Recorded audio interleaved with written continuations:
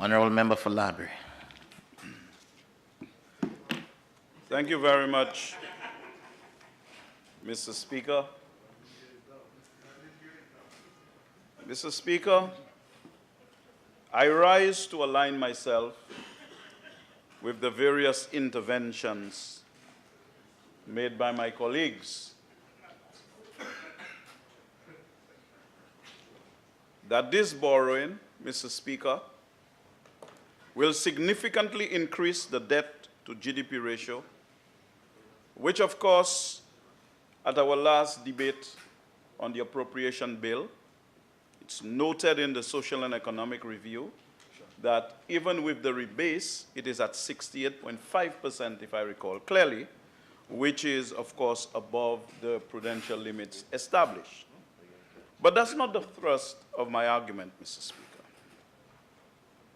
I will continue to support my colleagues' contention that the high debt to GDP ratio limits room for fiscal maneuver and for fiscal policy flexibility. Less flexibility to respond to crises and essential social programs could be placed in jeopardy as a result of having high debt to GDP ratio. However, members opposite are very excited about the fact that borrowing $100 million to increase St. Lucia's debt to GDP ratio, and is even arguing, Mr. Speaker, that it is better to borrow than to go ahead with the arrangement we had with the World Bank. We had no arrangement with the World Bank. Mr. Speaker, it is indeed amazing that persons can attempt to argue in this House that borrowing hundreds of millions of dollars to increase the debt to GDP ratio is significantly better for the people of this country than the arrangement with the IFC.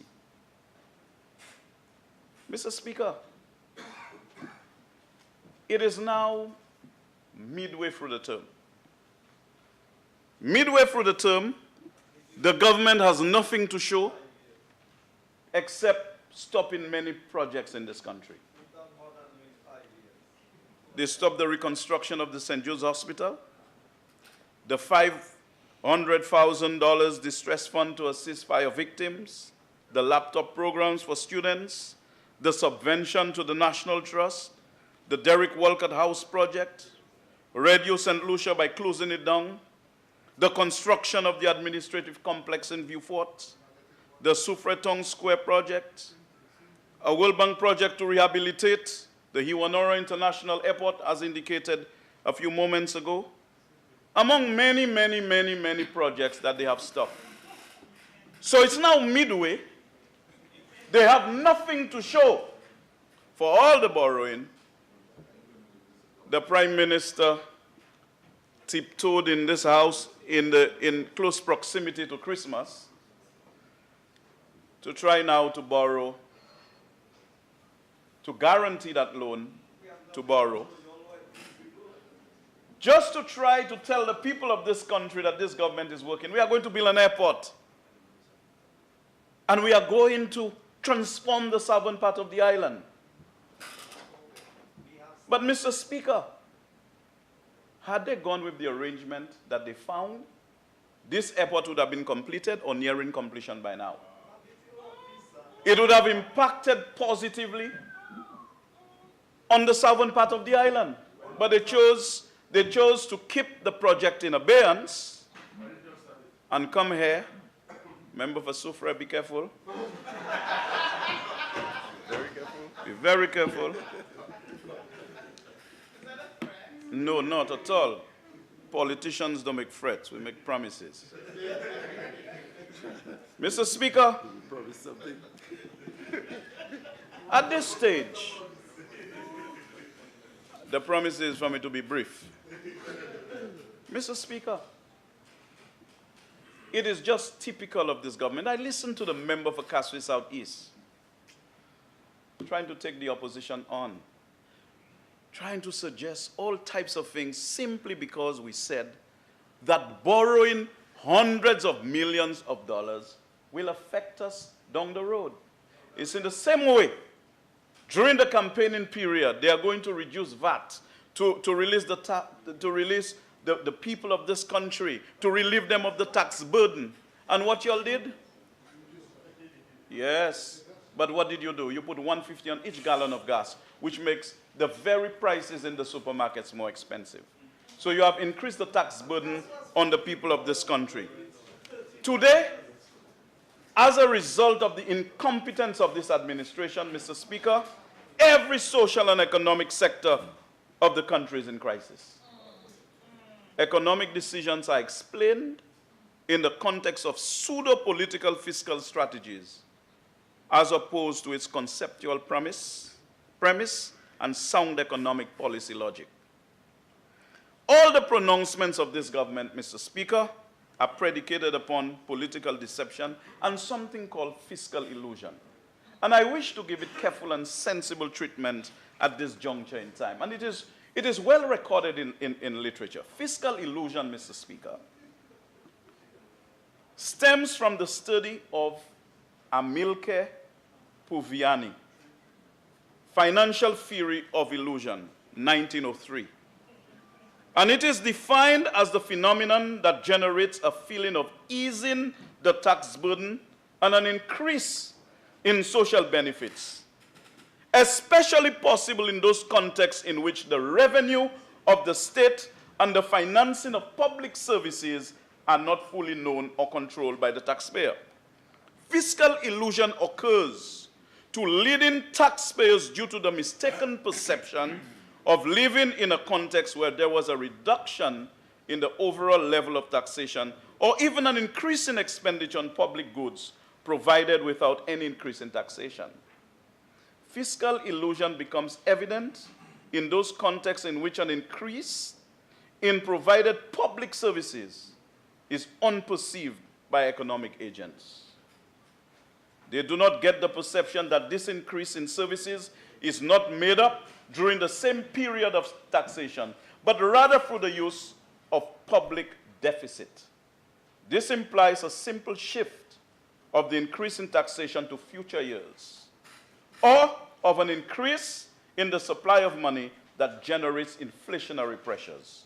Such pressures will cause increases in fiscal pressure and tax revenues, but only in future years.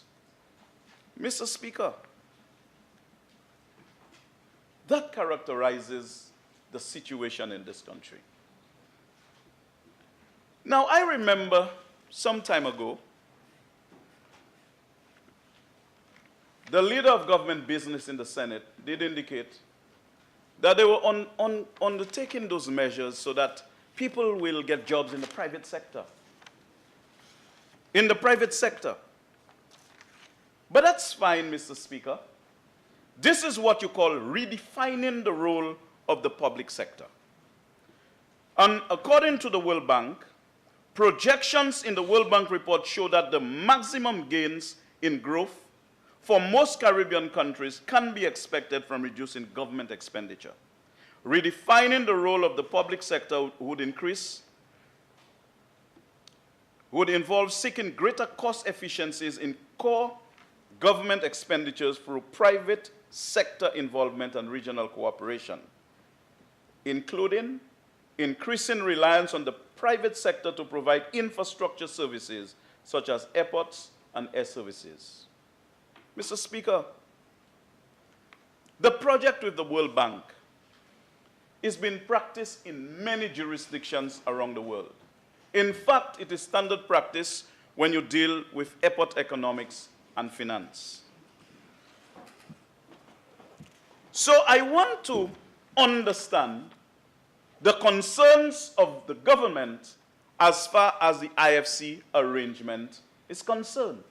Because, Mr. Speaker, when we go and increase the debt to GDP ratio, when we need to really borrow to invest in the real productive sectors of our country, We will not have the capacity to do so. That's straight economics. That is straight and simple economics. This is economics 101, Mr. Speaker. It is economics 101. Very simple and straightforward for anybody to understand. So we could have avoided borrowing hundreds of millions of dollars by going the way of the World Bank and operationalize our hospitals. It is now 2.5 years. They cannot complete St. Jude's. And bluffing the people of the country that they're going to provide quality health care. Quality health care. And come and talk about, oh, we will give you all insurance. But what good is insurance when they don't have no hospital? Where are the health services? At least they claim St. Jude's wasn't finished. But you all found OK EU hospital completed. Why you all didn't move in? So you all now complaining that St. Jude's wasn't finished. So that's your excuse. But the OK EU hospital, it was finished.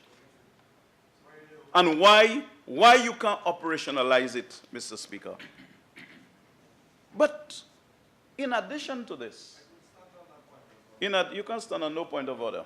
You can stand on a point of disorder, but not on a point of order. Mr. Speaker,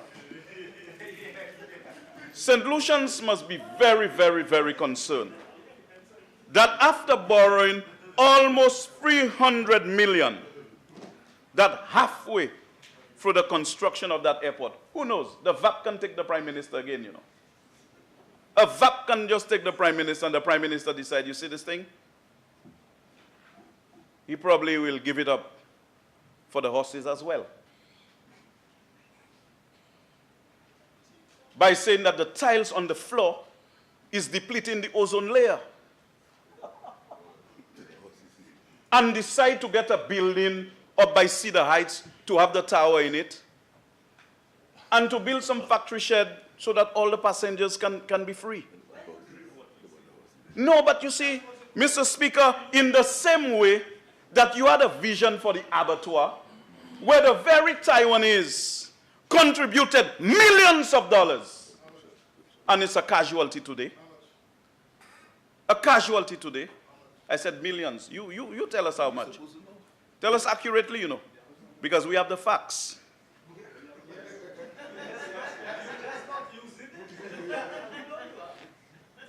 Millions of dollars were also pumped by the Republic of China and Taiwan at St. Jude's. All of those things just disappear. A casualty. Because you all find all justifications to stop things that at this very difficult moment in our existence, where people don't really give official development assistance like before, and we are just jeopardizing our chances of mobilizing support in the international community. I see all there boasting, you know, we thank the Republic of China and Taiwan for helping us. You all are not grateful for the assistance. How millions of dollars at the abattoir, and you want to make it a casualty, and you are grateful? You'll call it even a slaughterhouse. Then St. Jude's Hospital, millions of dollars. They gave us $20 million in loan. What did you all do? Half of it was disbursed. Half of it was disbursed. And then you all decided that all the monies that they spent at the hospital should just go down the drain. So the plant is there deteriorating. You know, it's a highway for rats. You all don't care about leptospirosis. You all do not care about the health of the people of the southern part of the island. And then you come here and burden them again. I think you're all abusing the patience of the Republic of China and Taiwan. I think this government needs to recalibrate. Given the fact that we live in a different world, you see, before the end of the Cold War, we were getting support. In the aftermath of the Cold War, it reduced our geopolitical significance. That our traditional friends were now diverting aid grants away from our region into other countries like Africa where they have raw materials that they could utilize. And therefore, when we had to invest in essential infrastructure, we now had to borrow. Because when you look at the overall fiscal balance, your total revenues would be monies you raise plus ODA. And your expenditure would include interest payments. When you take a look at the primary fiscal balance, it would give you an idea of the fiscal stance of the government. And even that has deteriorated significantly. And then you come there and boast about sound financial management. Where's the sound financial management? There is nobody in this country that will believe this government when it says that it's better to borrow hundreds of millions of dollars than to accept the World Bank doing the project for us. I heard the arguments about terminal building. We need terminal building for us to compete. A terminal building does not attract carriers to your shores. It is the demand for air travel to St. Lucia, not the terminal building. In fact, the terminal building there is underutilized. And strictly speaking, in airport economics and finance, people do not expand an airport to accommodate peak periods. You do not expand an airport on that basis at all. They will tell you, why don't you consider utilizing the airport during the hours of 6 in the morning to midday instead of cramping everything in the afternoon? Because between midnight and midday, most times there is nothing happening at the airport.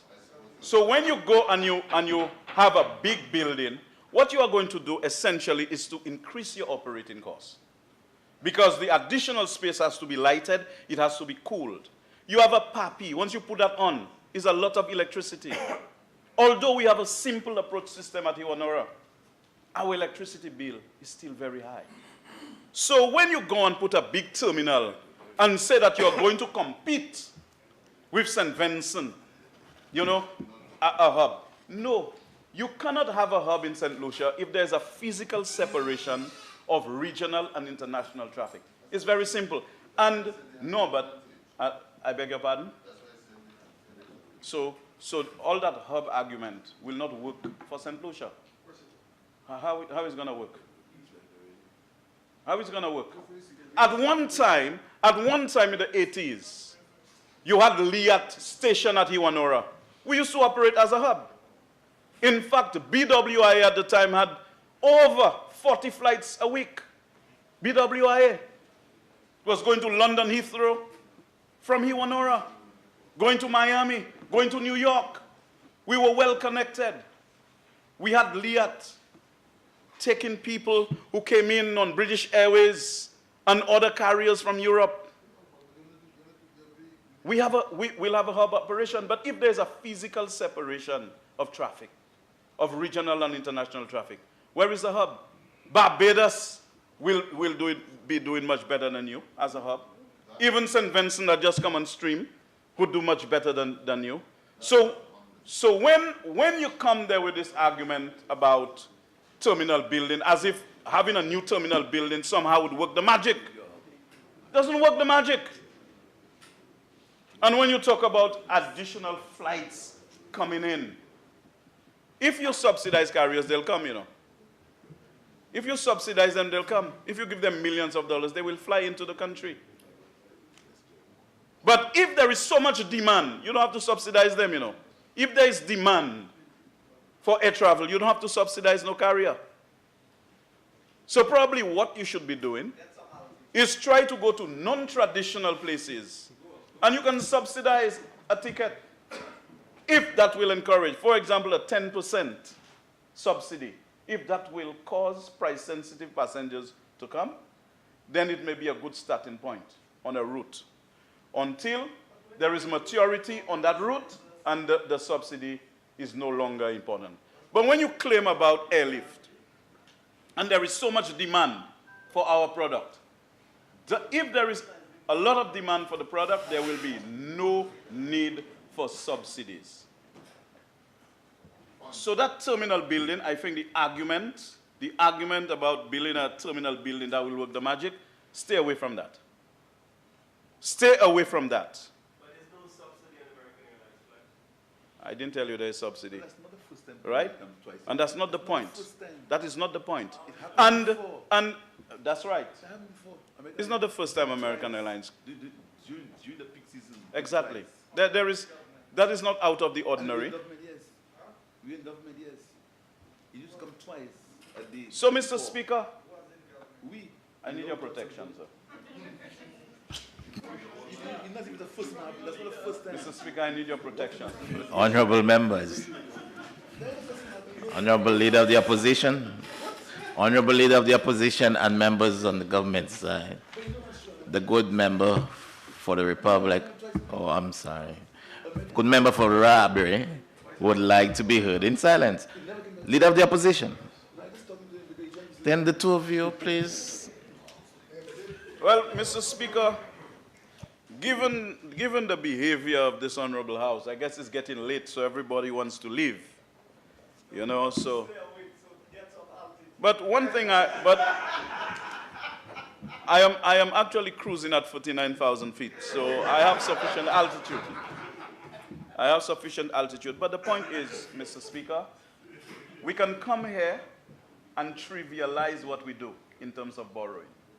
There are direct consequences to what we do. There is no economics, Ernst & Young or any advisor you may have in economics. Whatever they know, we know it too. We understand the economy just like you. We understand finance just like those who advise you and those who studied finance. We had structured learning just like many people that will come and advise you. And we pay attention to our country. You cannot be bluffing the people of this country, telling them that you're easing tax burden and you are increasing spending in social services, and that's not true. Bluffing them. But you see, the thing is, you can fool some of the people some of the time, but you can't fool the people all of the time. I believe that at this juncture in time, St. Lucians have actually made up their minds about what is happening. No matter how you all try to spin it. There was no reason for us to find ourselves in the situation that we have found ourselves today. Okay? No reason. In fact, around the elections, the Minister for Finance and former Prime Minister, member for Beaufort South, he did not engage in fiscal slippages. He did not go and just blast money because we're in election mode. Because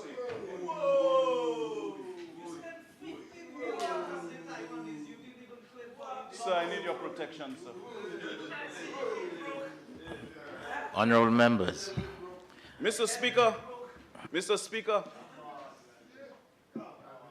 no matter how people felt about the CIP was intended to assist in creating the fiscal space necessary. But you see, they will not appreciate that, especially the member for ancillary canneries. No, I'm not attacking him first. Mr. Speaker, I am very serious about some counseling for him. I don't mind there is some borrowing. I don't mind there's some borrowing there for counseling for the member for yeah, and we can extend it to the member for Grosile as well. But you see, Mr. Speaker, I believe when we come here to do business on behalf of the people that we represent and the people who pay taxes in this country, we need to be extremely careful how we trivialize the business of the people. You have many students at Safa Louis, many students in tertiary institutions in this country who study economics, they study finance, and they listen to the debate. This is why I've insisted that we can come here and we can debate the economic issues. Even economists sometimes disagree, especially when they use different base years to argue. right? And you have monetary policy, fiscal policy when it works. So there is active debate. But when people read government Hansard, they should see a survey of contending views and ideas.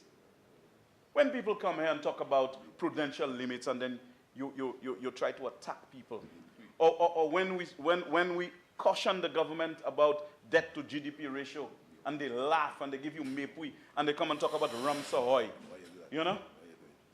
Ramsahoy.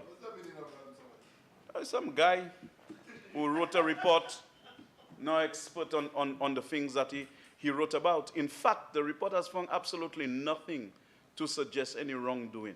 Okay? So it's just a report. It's just a report.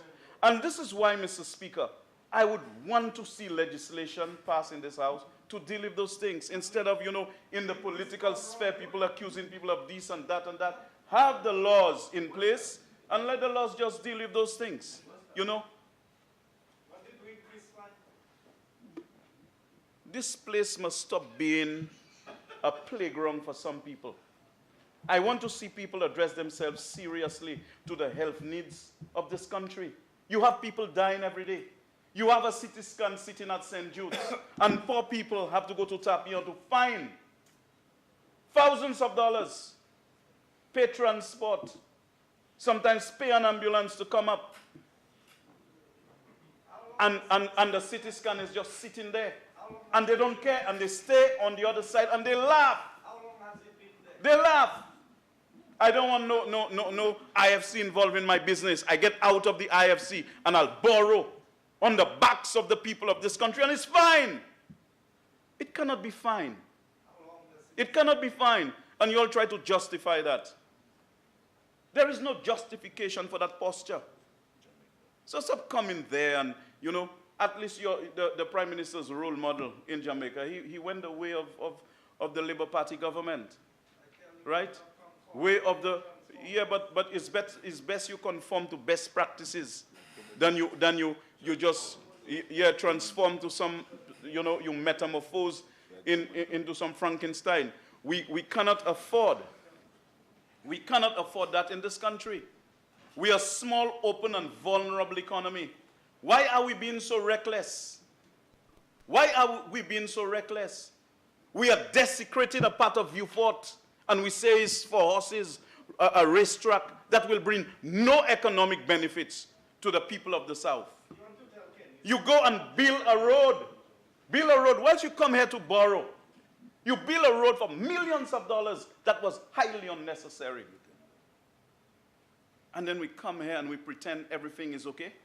You believe that the opposition should remain silent whilst you borrow hundreds of millions of dollars to increase the debt to GDP ratio. That will create a significant problem for us. We're in a hurricane belt, brother. I have said this before. Supposing a major hurricane comes, how do we respond? Where is the space to respond? We could have actually preserved that fiscal space for us to deal with the business of our country. Why couldn't we do that? Had things been normal, you all found good things, just navigate, maintain level flight. I remember when I spoke about Air France, from Brazil to France. Okay? Sure. You remember when I spoke in our very first budget presentation in this House.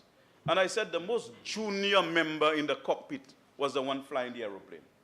And he put the aeroplane in a climb. And it's just like climbing a hill. When you start climbing a hill, you reduce speed. The aircraft stalled. And everybody on board the aircraft perished. The member from Miku South, a very junior member of this cockpit. A very junior member. He is. And I don't mean anything by it. Okay? You're there 2.5 years. 2.5 years. No, that's not the point. The point is you can come in and be responsible about what you do and take advice. You know, you cannot just do things in a reckless way.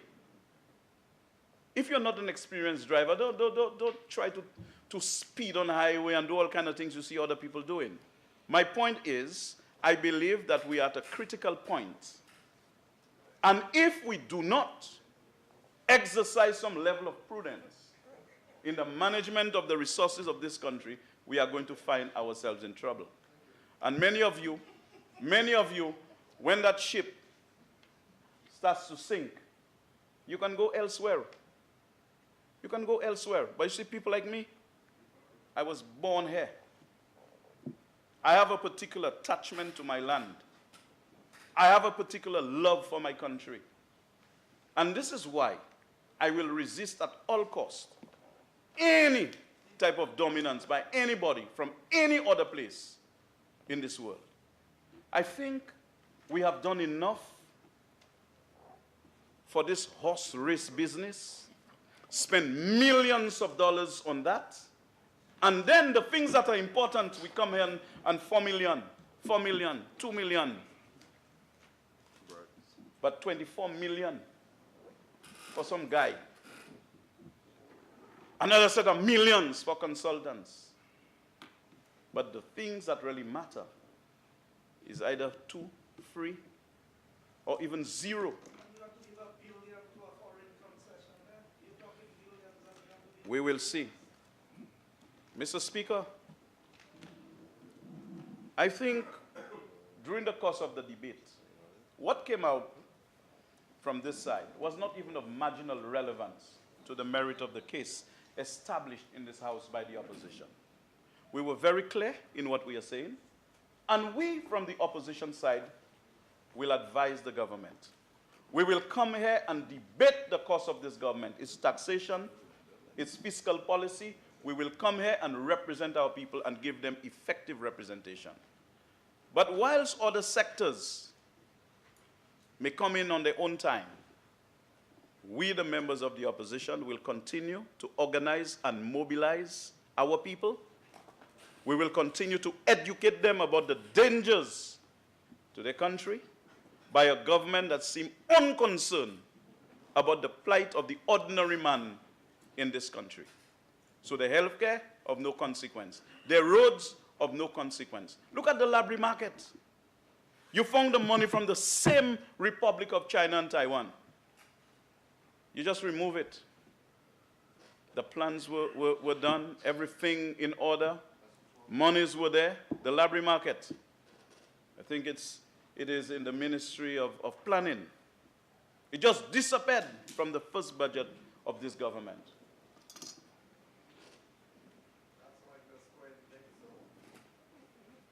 All our roads where people had contracts, gone. But we'll come to that momentarily, Mr. Speaker. So at this juncture, Mr. Speaker, I wish again, in closing, to indicate that in all good conscience, whilst we are not opposed to airport redevelopment, and I've said that before, I cannot use hypothetical situations and say I will never support this, I will never support. I work at the control tower. I know what it is. I was the assistant airport manager at the plant, so I understand the plant. I understand. I understand what it is, and I understand the challenges. The redevelopment, but not what you're doing to burden the people of this country. Go back to the IFC. That's what you should do. Go back to the IFC. You know? So, Mr. Speaker, the IFC asked them to manage it. They still say no. Tato. Bol nan men pa loin. La ligne koui, jou ba oui. Thank you, Mr. Speaker.